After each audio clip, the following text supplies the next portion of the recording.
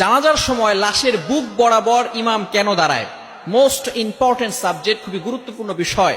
ইমাম সাহেব যখন কোনো জানাজার সালাত আদায় করেন, জানাজার নামাজ আদায় করেন, তখন কিন্তু মাথা বরাবর দাঁড়ান না, পা বরাবর দাঁড়ান না, বুক বরাবর কেন দাঁড়ান?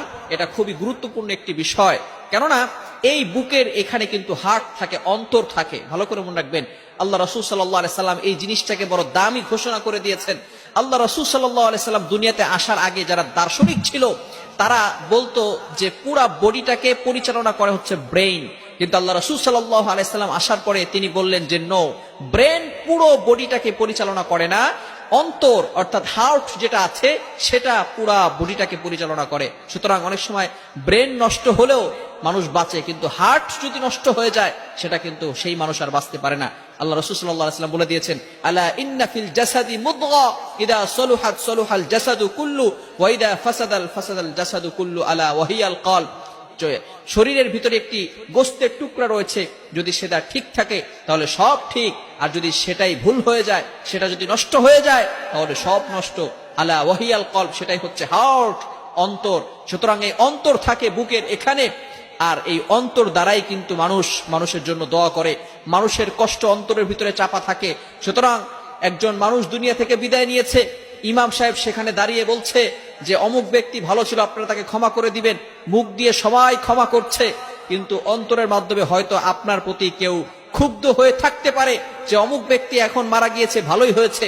অন্তরের দ্বারা সে বলতে পারে এই লোকটা মারা গেছে, ভালোই হয়েছে। যদি কেউ এরকম বলে তাহলে কিন্তু আপনাকে আল্লাহ তাআলার কাঠগড়ায় দাঁড়াতে হবে। এজন্য এই অন্তরটাকে পরিষ্কার করতে হবে।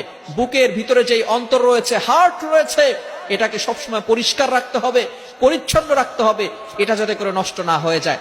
এটা যদি ঠিক থাকে তাহলে সবকিছু ঠিক থাকবে। এই জন্য মানুষকে কখনো কষ্ট দেওয়া যাবে না। কোনো মুসলমানকে নয়, কোনো হিন্দু নয়, যে কোনো ধর্মেরই হোক না কেন, মানুষকে কখনো কষ্ট দেওয়া ইসলাম সাপোর্ট করে না। মুসলিম শরীফের হাদিস, আল্লাহ রাসূল সাল্লাল্লাহু আলাইহি সাল্লাম জানিয়ে দিয়েছেন, আল মুসলিমু মান সালিমাল মুসলিমুনা মিন লিসানিহি ওয়া ইয়াদিহি।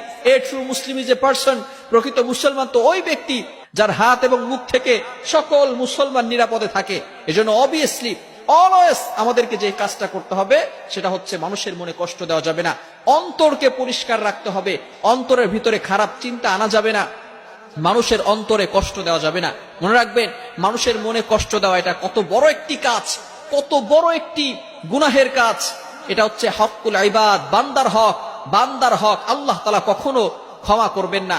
হকুল্লাহ, আপনি আল্লাহর হক নষ্ট করেছেন, আপনি নামাজ পড়েন নাই, রোজা রাখেন নাই, হজ করেন নাই, যাকাত দেন নাই, আল্লাহ তাআলা চাইলে আপনাকে ক্ষমা করে দিতে পারেন। তবে ভালো করে মনে রাখতে হবে, যদি আপনি হকুল ইবাদ, বান্দার হক নষ্ট করে দেন, তাহলে in the day of judgement, কিয়ামতের ময়দানে আল্লাহ তাআলা আপনাকে ক্ষমা করবেন না যতক্ষণ পর্যন্ত সেই ব্যক্তি আপনাকে ক্ষমা না করবে। এজন্য এই বিষয়টা খুবই ক্রিটিক্যাল বিষয়। এটাকে কখনো হেলায় খেলায় এভাবে মানুষের সাথে খারাপ ব্যবহার করে নষ্ট করবেন না। অন্তরটাকে সবসময় পরিষ্কার রাখুন, দেখবেন আপনার সবকিছু ভালো লাগবে। আপনি অন্যের মনে কষ্ট দিয়ে টাকা পয়সা হাতিয়ে নিচ্ছেন, অন্যায়ভাবে মানুষকে কষ্ট দিচ্ছেন, মানুষের মনে কষ্ট দিয়ে আঘাত করছেন, এটা কিন্তু সেই মানুষটা যতক্ষণ পর্যন্ত আপনাকে ক্ষমা না করবে ততক্ষণ পর্যন্ত আল্লাহ আপনাকে ক্ষমা করবেন না। এজন্য অবশ্যই সব সময় স্মরণ রাখতে হবে, মানুষের মনে কষ্ট দেওয়া যাবে না, অন্তরকে ঠিক রাখতে হবে। রাখতে পারবো তো ইনশাআল্লাহ। আল্লাহ তাআলা আমাদের সকলকে বুঝার তৌফিক দান করেন। সকলে বলেন আমিন।